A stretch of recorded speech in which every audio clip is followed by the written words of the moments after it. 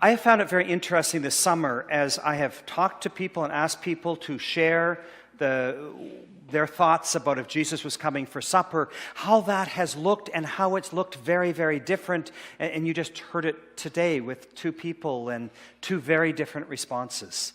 But one of the things I think that is crucial in being able to answer the question is knowing Jesus. And that's been part of what I found interesting. As people have tried to answer the question, they've had to say, so what is this? Who is this Jesus? What are Jesus' values? And how do I respond to those? So it's for me, it's been quite fascinating. And, you know, as a worship committee, we come up with ideas, and sometimes ideas work for one person, or maybe they work for another person. And I don't think I have ever had a theme like this where people have so quickly answered yes when I've tapped them on the shoulder and asked if they wanted to share. So it's been kind of fun, and people have been able to use their imaginations. And I also recognize it hasn't worked for everyone, but it's been kind of interesting as we've got insights into people and how their connection with Jesus. It's been kind of fun.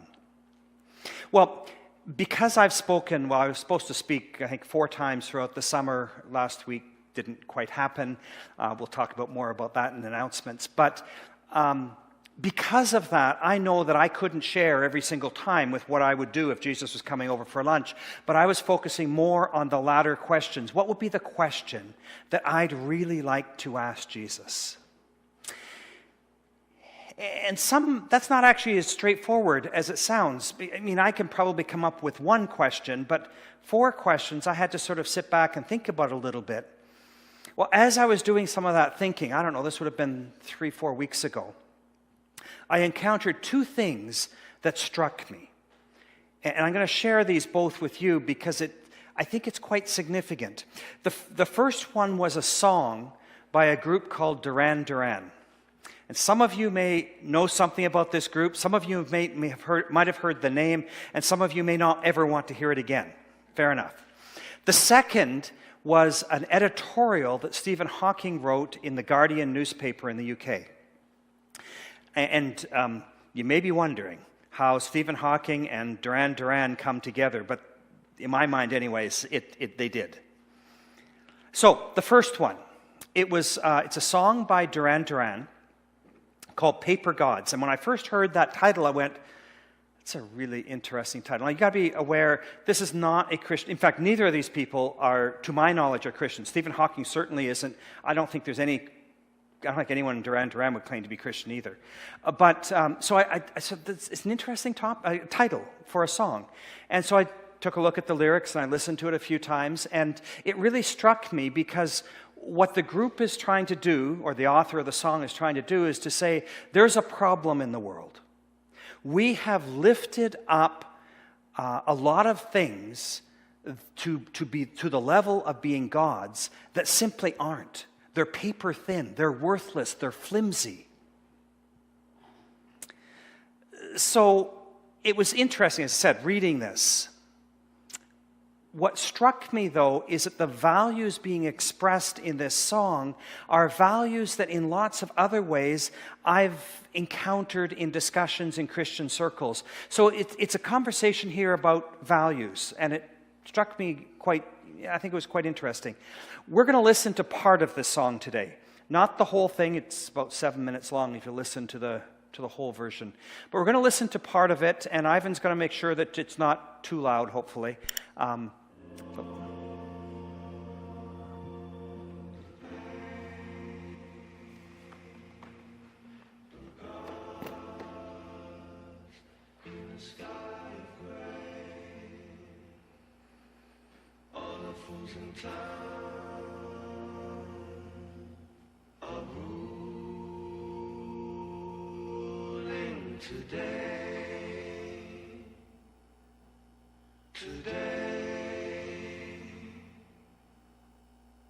Bow to the paper gods in a world that is paper thin. Fools in town are ruling now.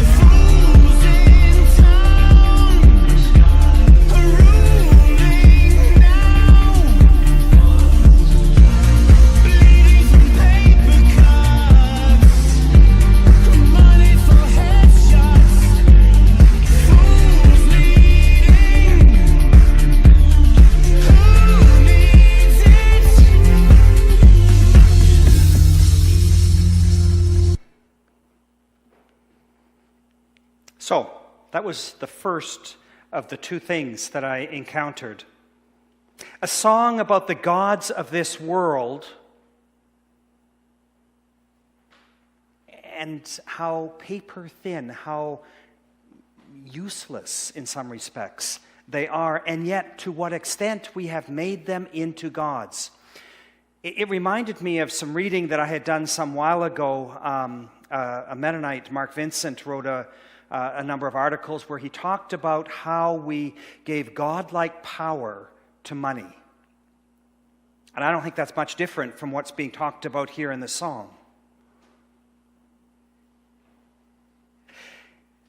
And yet it strikes me the contrast between this paper-thin worthlessness of the things that we've lifted up to be God and the God that we follow. The full-blown, full-color, real God who has made us so that we can be free, so that we can make choices, and who's made us so we can be in relationship with God. A huge contrast between these sort of gods, that one of which is a big deal in our world, and one of which isn't so much. And the surprising one is the one that's not. The one that's not is the one that we're trying to follow. The second one that I encountered, it was within a week or so, that this is why the two struck me so much, was an editorial by Stephen Hawking in the Guardian newspaper. And he's, as most of you are aware, he's a physicist. He's also severely handicapped. And he wrote this article as a response to the Brexit vote that the UK had just taken, and his disappointment in the vote, and some of the values that he thought were being espoused that were not being helpful in the lead up to that vote. And he was just expressing some of that sort of thing. So I want to read some of this. Now, to be clear, he is not a Christian. His first wife was, and prayed for him, and that becomes relevant in what we're reading. But he mocked her for her faith.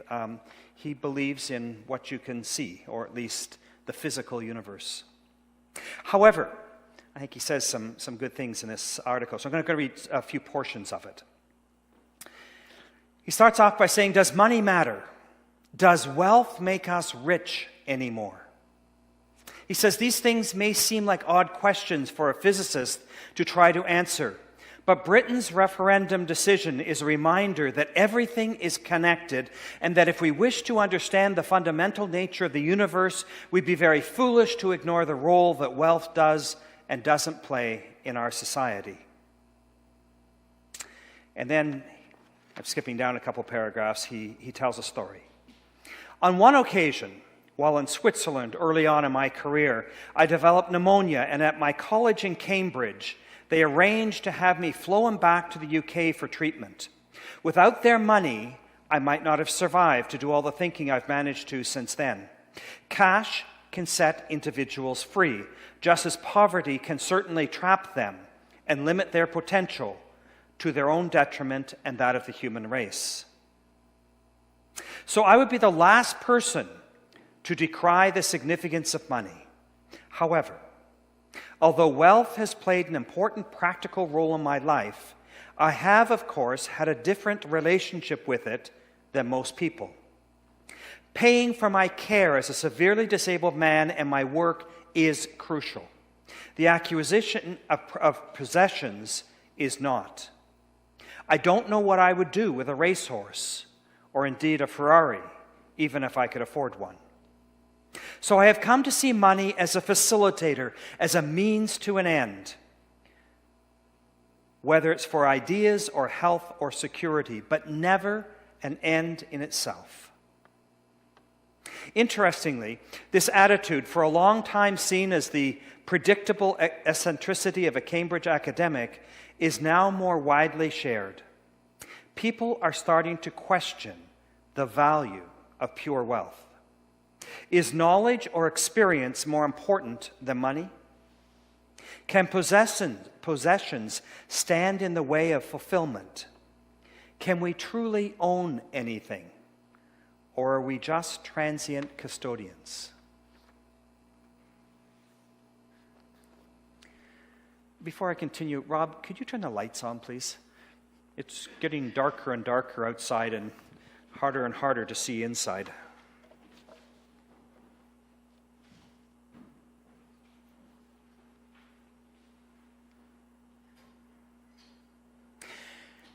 So I think about some of the things that came through that song and Stephen Hawking talks about, and at the same time, I think, but I have a list of things that I'd like to get.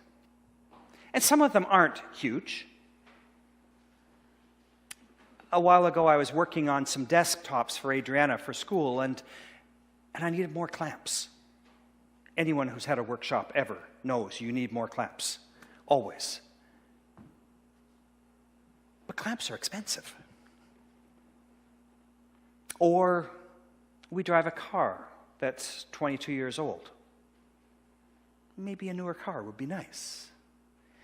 And I could add to this list quite quickly, and so could Susan and the girls, and we could come up with quite an impressive list of things that would be very nice to have.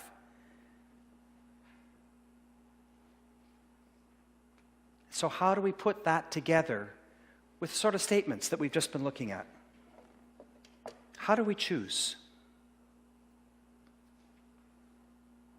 We have to make some choices about wealth. Most of us don't feel particularly wealthy. And yet when we look around the world, yeah, we're pretty wealthy. And that'll become apparent in some pictures we're going to look at in a bit during sharing time from MCC. But yeah, I mean, we've been blessed.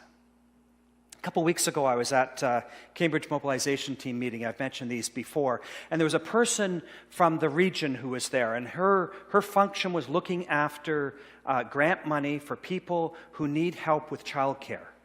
And so she was describing the process, and she said, well, if a family comes, she talked about a sliding scale, and she said if a family comes and the family income is less than $22,000 a year, they get full coverage for childcare. And I'm just sitting there thinking, $22,000 a year. Family income. It's not for a person, it's for a family in Waterloo region. And then I did a quick calculation and realized that a person who's making minimum wage, been working full-time, would make $22,000 a year. So what she's talking about here is a single-parent family on minimum wage, working a full-time job, and probably running out of energy at the end of every day, making $22,000 a year. So you listen to something like that and you go, okay, most of us in comparison are probably doing okay. But still, I think for most of us, there's always a struggle trying to figure out how to put this together, the list of things that we would like and some of the realities that we live with. So somehow, a question that I'd really like to ask Jesus has something to do with money, and I'm not even sure exactly what the question should be because there's all so many angles about it. How do I deal with it? When I was growing up, I can remember lots of conversation in the church where there was a feeling that maybe money was kind of evil. I'm not convinced that that's true. I think some of what Stephen Hawking says is right. There's something about how we focus around it. And is it a goal? Is it the end that we're aiming for? Or is it a means of getting to an end? Strikes me that money is necessary. Money is necessary to make our lives work. Money is necessary to make the things that we think are important work. So money is needed. But it's how we treat it, what we do with it. So there'll be some sort of question like that, or maybe how do I not let money control me? How do I get my priorities so that they're somewhat different? Or in which ways have I let money become a god to me?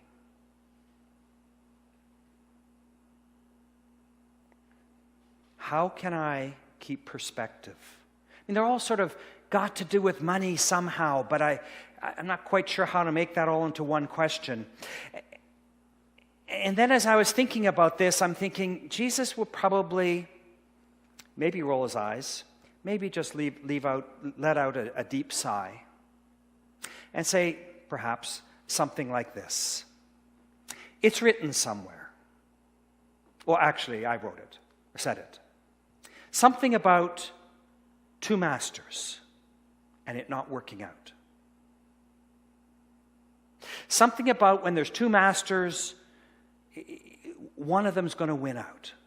And somehow, always when there's two masters, it seems that one is about God and one is about money.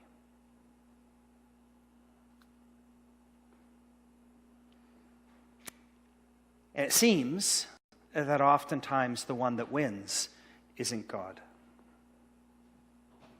The last couple of weeks I've been reading a book by Bill Hybels. Bill Hybels is a pastor of a giant-sized church just on the other side of Chicago. But he also seems to have some very practical wisdom about him when he writes. And this book is called Simplicity. One of the chapters is about money and about priorities. And another chapter is about work and how we need to be passionate. We need to find some sort of passion in our lives. Not necessarily, he says we spend so much time of our lives at work that we better have some sort of passion about that. If work is terrible, we're not going to survive if we're working spending about a third of our lives at work and finding it miserable. But one of the things he does say is that there is this tension between something that we're passionate about, would be one way he'd describe it. Another way he'd say is something that we're called by God to do, and money. Because sometimes what we're called by God to do doesn't work out really well in a financial plan. And sometimes what we can make money at and do well at, it doesn't have some of the passion part that we need. And he says that he's observed that there are two good ways of working at this. And both of them will work depending on who you are and what you're doing. One of them is to do what you really feel called to do and to supplement the income. Work a part-time in the evening or do something else. And he described a time in his life when he needed to do that. The other side of it would be that there are some people who choose to do the job where they can make a fair amount of money, and then they spend a lot of their time and energy volunteering in the area that gives them that they're passionate about. And so that there's more than one way of dealing with that, but he's talking about it not being quite black and white between those two, but having to work with it. The challenge is not to let the money part become a god, not to lift it up and that's the only thing that we're chasing.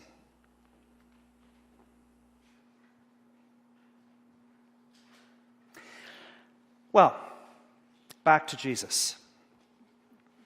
I suspect he would continue. And he would say, perhaps, let me paraphrase myself a bit. And he would say to us, don't worry. Because I think that for a lot of people, the pursuit of money is a way of gaining security.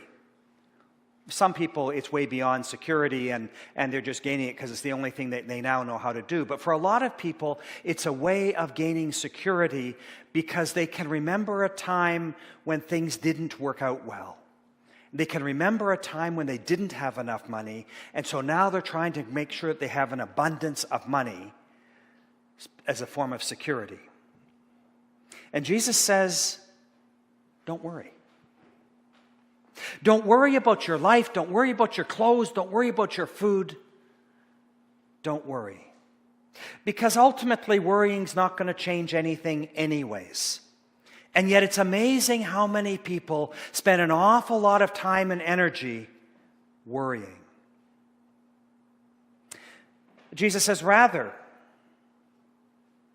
focus on God. Take a look at God and figure out what are the things that God thinks are important, and incorporate those things into your own life. worrying isn't going to make a difference. In fact, what it does is it eats away at us. It makes us less able to be the people that we're designed to be. Don't spend time worrying. Look at God and God's values. So, I think the reality is that money is important. But it's not to be treated as a god. It's not to be lifted up and something that we chase after. Something that becomes so important it rules and controls our choices in life. But the reality is that many people do exactly that. One way or another, they put money, or maybe they put the sort of possessions you can buy with lots of money up as goals. And then they chase after it without pause. Functionally, those become paper gods. Well, actually, literally, it's a paper god. That money is a paper god, and yet it's thin. It's worthless. It doesn't add value to our lives in terms of who we are and the people that surround us. The song from Duran Duran talks about being cut, paper cuts, by these paper gods.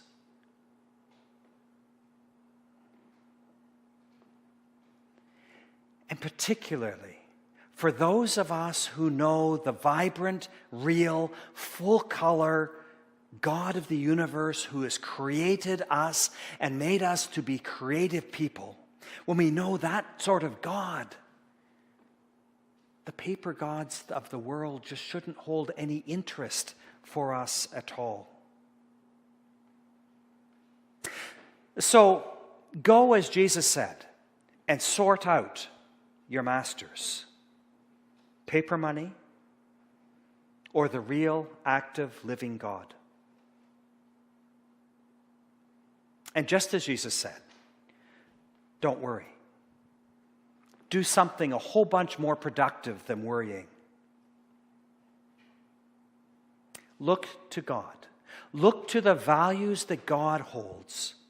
And integrate those things that are important to God into our lives. Rather than grabbing at the things of the world and holding those things up, hold up in our lives the values that God thinks are important. Go with God. Amen. Let's pray. Lord, thank you for your presence, for your leading, for giving us vision that is far bigger than what we would otherwise be able to see. Help us as we walk to see you, to see your values, to hold on to them, and to walk a path that is different from the path that is highlighted by the world around us. Help us as we walk with you.